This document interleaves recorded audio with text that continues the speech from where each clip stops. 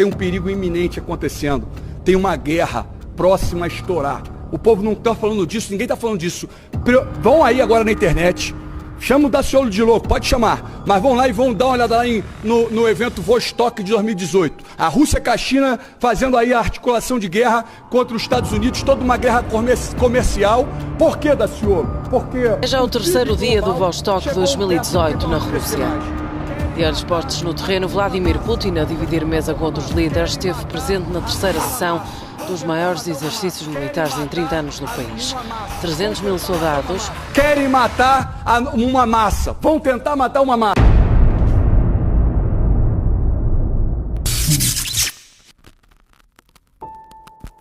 Quem é Luiz Inácio Lula da Silva? Um bom homem? Um malandro? Um homem do povo?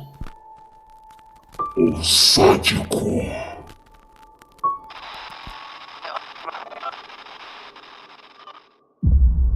Em 1980, Lula ingressou na política sendo um dos fundadores do Partido dos Trabalhadores e do Foro de São Paulo. Após uma visita a Cuba, para conhecer Fidel Castro, junto com José Dirceu, Dilma Rousseff e Carlos Araújo, o ex-marido de Dilma, cujo casal foi responsável pelo sequestro do embaixador americano em 1969, na zona sul do Rio de Janeiro. O envolvimento de atitudes ilícitas com membros do PT tem raízes profundas com Cuba, copiando estratégias de guerrilha das Farc. Uma delas é a chantagem. E no livro A Vida Secreta de Fidel Castro, uma das formas de se ter controle sobre os seus companheiros era recepcioná-los em um hotel de luxo, oferecendo-lhes um serviço de quarto completo, desde bebidas alcoólicas, charutos, entorpecentes, em alguns casos, até menores de idade. Porém, sem que soubessem que estavam sendo gravados, e esse método se mostrou bastante eficaz ao longo da história, pois um dos maiores medos de quem tem um passado obscuro é que ele seja amplamente divulgado.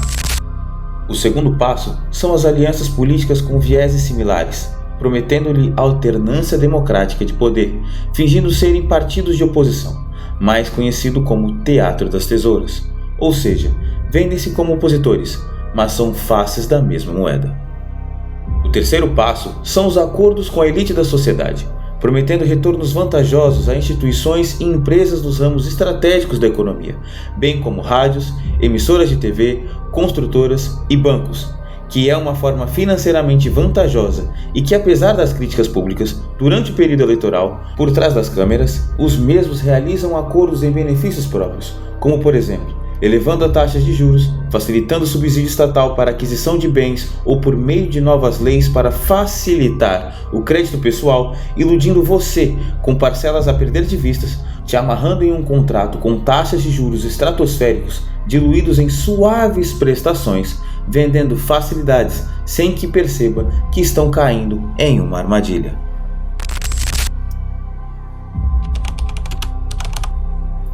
O quarto passo é a compra e a subversão das comunidades eclesiásticas de base. O PT não existiria se não fosse a teologia da libertação. Eu sei o que era o valor de um padre progressista numa cidade pequena. Eu sei o que era, sabe, alguém ligado à igreja que participava de uma comunidade. Para se tornar presidente e movimentar uma massa de pessoas, tem um custo, e esse investimento veio primeiro de Cuba. Segundo matéria do jornal Folha de São Paulo, Lula recebeu valores na casa de 3 milhões de dólares, o que seriam equivalentes hoje a mais de 16 milhões de reais. Quantia essa advinda da venda do comércio ilegal de drogas, pois o país sofria com sanções americanas por hospedar armas nucleares russas em 1962, no período da Guerra Fria. Após assumir a presidência da República em 2002, Lula sabia que tinha uma dívida a pagar aos mentores e financiadores desse projeto nefasto. Durante o período da monarquia e mesmo após a proclamação da República, o Brasil tem sido explorado, vendido e ofertado em troca de migalhas, também conhecido como apoio estrangeiro. Dessa forma, notaram que quanto mais recursos extraíam de nossas terras, ainda havia muito mais a ser explorado. Entretanto, esbarravam-se sempre em leis de preservação ambiental e agentes do Estado que impediam a exploração em massa desses recursos. E outro principal fator era a consciência do povo. E para isso era necessário, ou por que não, urgente, a destruição do ensino no Brasil. E como tomar algo de alguém sem que ele perceba? E a resposta é manipulação e distração. Reescrevendo a história do país, desconstruindo seus heróis, ocultando fatos históricos relevantes, subversão da linguagem e manipulação das informações, com a desconstrução da realidade por meio de narrativas meticulosamente moldadas para serem convincentes, e, é claro, o banimento da liberdade de expressão. Exemplos como o carnaval e o baile funk, que promovem a libertinagem sexual, deturpando os valores cristãos de uma sociedade, anestesiados com o consumo de drogas e bebidas alcoólicas, programas de TV para moldar o pensamento e a cultura do país, subvertendo ou ocultando informações, criando uma realidade paralela e a repetindo à exaustão, reforçando uma ideia mais moderna de pensamento. Estratégia essa usada por Joseph Goebbels, ministro da propaganda nazista. Ein elementares Ereignis, das nur für den, der neben der Zeit lebte, unerwartet kam. Após a degradação sistêmica da moral e dos bons costumes, implementando a visão de que a malandragem é a única fórmula de sucesso no Brasil e a transformando no pensamento de que políticos são todos iguais, evitando assim o escrutínio popular ao igualar os poucos honestos a um bando de ladrões, faz com que você perca o interesse em se aprofundar em conhecer o passado dos candidatos e se interessar sobre política, manipulando o jogo e fazendo você votar em qualquer um. Sabemos que cérebros seguem padrões, ou seja, pessoas seguem exemplos, e com esse modelo em destaque, se torna facilmente o reflexo para uma população carente de princípios e a tendência é criar sempre novos adeptos. A destruição do patriotismo vai muito além de acabar com a ideia de amor ao país, mas também o desconhecimento da riqueza de suas terras, sua história e seu povo. E quando não se sabe valorizar algo, qualquer quantia ofertada parece um bom negócio, não é mesmo? E a única forma de vencer uma nação é segregando seu povo. E quanto maior a divisão, mais fácil a dominação desse país, pois se eu não gosto do meu vizinho, não irei defendê-lo de uma injusta agressão. Pautas como o movimento LGBTQI+, movimento negro, antifas, comunistas,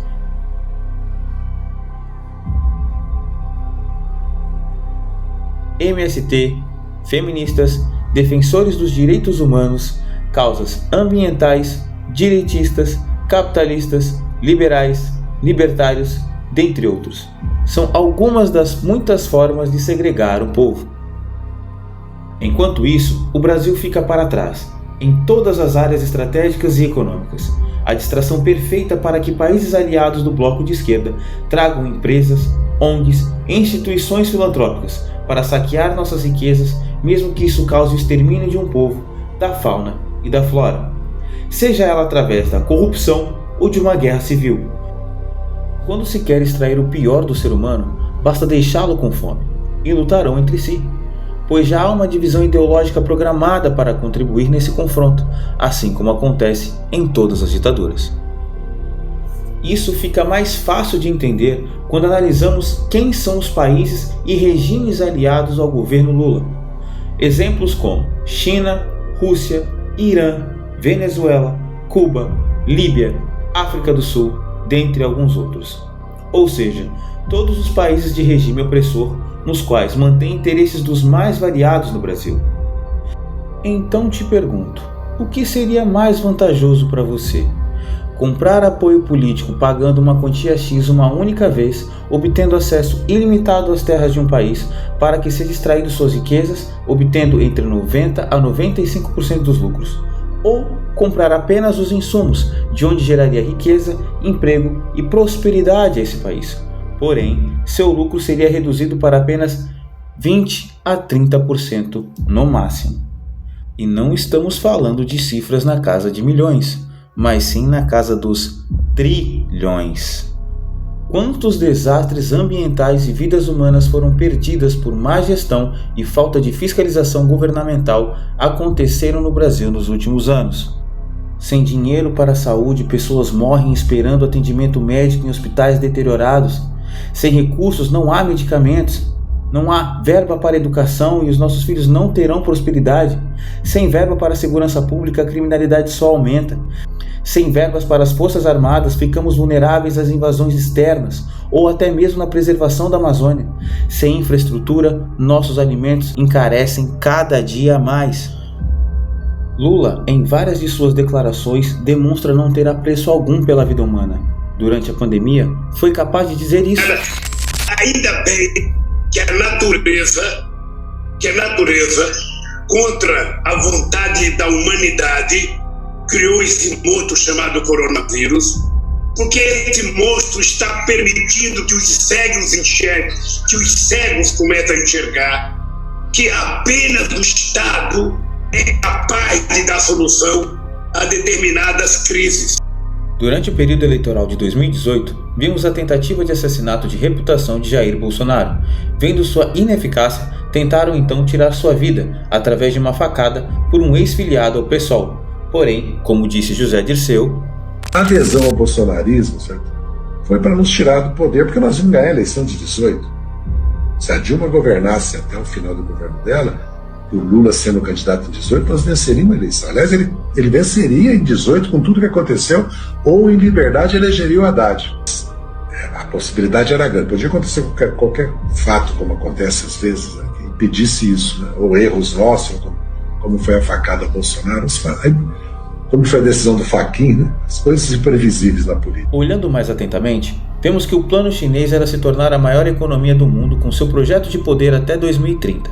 Dito isso, vimos Lula, partidos de esquerda e membros do STF defendendo o regime chinês de censura, controle da população por meio da força. Eu acho que é um consenso entre nós de que é preciso uma entidade. E isso é fundamental. Um pouco na linha, nós todos hoje somos admiradores do regime chinês, né, do Xi Jinping, né? Temos também a questão da exploração chinesa de nossas terras raras, pois em poucos anos as reservas chinesas chegarão ao fim e, com uma visão estratégica de futuro, um dos países com as terras mais ricas do mundo é o Brasil. E se tivéssemos eleito Fernando Haddad em 2018, que era comprovadamente ineficiente para qualquer cargo público, teríamos um lockdown tão severo e longo que nos levaria à falência total em poucos anos, pois, sem a menor dúvida, ele seguiria todas as orientações da OMS. Nesse cenário, devemos pontuar que a China possui armamentos formidáveis em comparação com as Forças Armadas brasileiras. Nossas fronteiras estão cercadas de inimigos, e não há contingente suficiente para nos defendermos de uma invasão, e não podemos descartar a possibilidade desses países ajudarem nessa investida, pois também possuíam laços com a China e a anuência de alguns países da União Europeia, como a França. O Brasil, além de terras raras, ainda é um grande produtor de alimentos, o que seria muito vantajoso para todos os países envolvidos. E sem o subsídio do Plano Safra, o agro ficará impossibilitado de atender a demanda nacional e internacional, o que pode trazer o desabastecimento e a fome. Sem contar as invasões do MST, que, apoiados pelo PT, destroem plantações e matam animais, acelerando ainda mais esse processo. Uma outra possibilidade seria os ataques especulativos numa economia já fragilizada. Com a fome e carência de recursos, seríamos facilmente escravizados pelo regime chinês, assim como o que já acontece lá. Não é de hoje que Lula defende uma liderança global, e coincidentemente é o mesmo objetivo do Partido Comunista Chinês. Tem uma coisa que nós precisamos de uma governança global. Lula e seu apreço por poder, aliado à sua sede por controle, posicionou estrategicamente seus comparsas, dando-lhes cargos em lugares estratégicos que, nesse período, contra os preceitos do cargo de presidente da República e para defender uma agenda global, o STF subtraiu prerrogativas do presidente da República, Jair Messias Bolsonaro, e deu autonomia aos governadores e prefeitos para o enfrentamento da pandemia e para que pudessem decidir sobre o lockdown. Onde vimos cenas deploráveis e contraditórias de pessoas sendo impedidas de trabalhar, de passear, de aglomerar até mesmo em casa, enquanto equipes de jornalismo, até mesmo influencers como Felipe Neto e Carlinhos Maia, que defendiam veementemente o tão bradado "fique em casa". Enquanto isso, governadores como João Dória viajava e não respeitava suas próprias imposições. Da proibição da polícia subir os morros no Rio de Janeiro, com a desculpa de proteger a população do contágio do vírus pelo ministro do STF, Edson Fachin, o que fortaleceu muito as organizações criminosas como o Comando Vermelho. Tenho em minhas mãos manifesto de centenas de juristas brasileiros que tomaram lado. Apoiamos Dilma para prosseguirmos juntos na construção de um país capaz de um crescimento econômico que signifique desenvolvimento para todos, que preserve os bens naturais, um país socialmente justo, que continue acelerando a inclusão social e que consolide soberano sua nova posição no cenário internacional. E um dos casos mais marcantes e emocionantes é o surto, entre aspas, do policial militar da Bahia, Wesley Soares.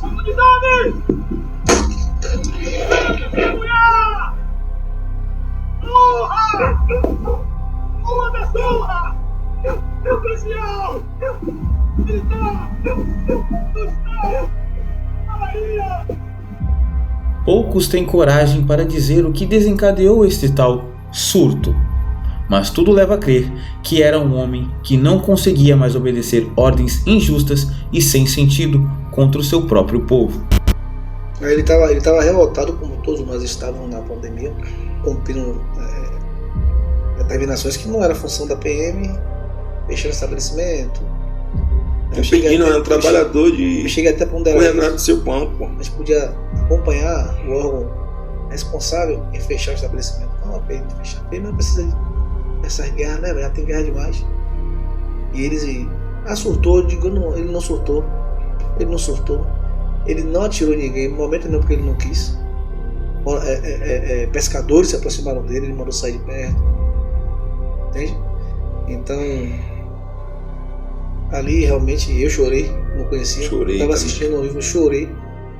Fiquei com raiva, meu irmão. Infelizmente, fiquei com raiva ali. A gente não pode falar o que a gente sente de verdade, entendeu? Por causa de regulamento e tudo mais. Mas aquilo ali pra mim foi surreal. Polícia matar polícia fardado, surreal.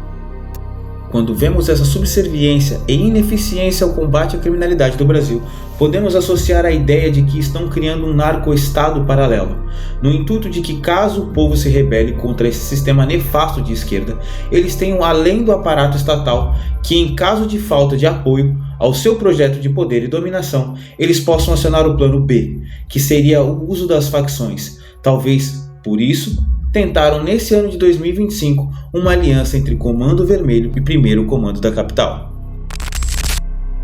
E que tal o Plano Drex, que nada mais é do que uma cópia do crédito social chinês, e que seu plano consiste em limitar ou impedir o acesso ao dinheiro para pessoas cujo seu CPF esteja bloqueado por simplesmente criticar os agentes do Estado, por meio de redes sociais ou ao votar nos opositores ao partido. Ou, no pior dos casos, tentativa de se opor ao regime, visto como golpe de Estado, iniciando uma perseguição a todos os seus familiares, destruição de sua imagem e o cancelamento de suas redes sociais, condenando-o ao esquecimento e à perda total do acesso ao seu dinheiro. Eu teria dúvida se num debate público eleitoral, se isso não dependeria de iniciativa da parte ou se a gente teria que impor à plataforma o ônus da remoção, entendeu? Ela fazer a censura. Ou ela fazer a censura. Ou ela fazer a censura. Ou ela fazer a avaliação do que pode e do que não pode. E antes que pense que o que eu vou te contar é loucura, voltamos a 1932, onde Pavlik Morozov delatou seu próprio pai para os soldados da União da República Socialista Soviética, mesmo sabendo qual seria a condenação dada a traidores do regime soviético. Uma das formas de demonstração de fidelidade ao Estado e até mesmo uma ascensão financeira meteórica ou política em ditaduras é a delação de opositores ao regime. E para corroborar com tudo isso, trago-lhes um vídeo de Alan dos Santos com mais uma importante informação. Durante a administração Biden, o general Laura Richardson, então comandante do Comando Sul dos Estados Unidos, US Southern Command, expressou preocupações significativas sobre a crescente influência do Partido Comunista Chinês na América Latina. Ele alertou que a China estava na linha das 20 jardas da nossa pátria, destacando a proximidade das atividades chinesas em relação aos interesses estratégicos dos Estados Unidos na região. Além do general Laura Richardson, o almirante Craig Faller, que comandou o Comando Sul dos Estados Unidos, antes de Richardson, também expressou preocupações significativas sobre a crescente influência do Partido Comunista Chinês na América Latina.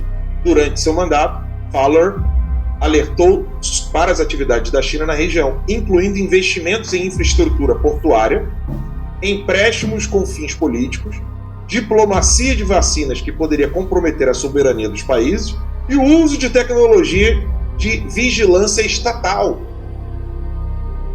Um general e um almirante americano.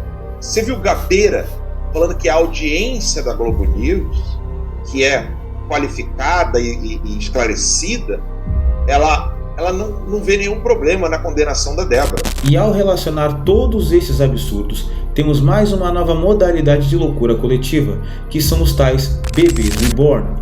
Aliados com uma visão feminista e as leis constantemente criadas para condenar ou destruir o homem, com as tão famigeradas falsas acusações, criamos uma guerra dos sexos, masculinizando mulheres e afeminando homens.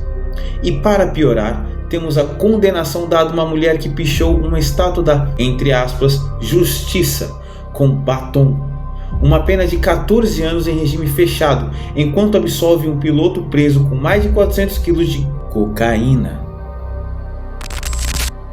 E como já não bastasse, vimos a soltura do MC Pose do Rodo, que é o porta-voz do CV, que faz músicas em apologia ao crime organizado, atraindo diariamente cada vez mais jovens para o mundo do crime, e que confessou ser membro dessa facção. Após 5 longos dias detido, a justiça determinou a sua soltura. No dia 26 de fevereiro de 2025, foi noticiada a presença de navios de guerra iranianos no porto do Rio de Janeiro, mesmo sob protestos do governo americano, o que mostra um alinhamento do governo brasileiro com o terrorismo. Especula-se a possibilidade do Brasil viabilizar o acesso ao urânio para o desenvolvimento da bomba nuclear do Irã. E no dia 8 de novembro de 2023, a Polícia Federal, em parceria com a Polícia Civil do Estado de São Paulo, interceptaram um plano de ataque terrorista do Hezbollah, tornando esse mais um indicativo que corrobora com a mensagem inicial do vídeo, no qual explicita que a esquerda prega a paz, mas está comprometida apenas em proteger seus aliados e exterminar todos aqueles que impedem o seu plano, ou seja, você.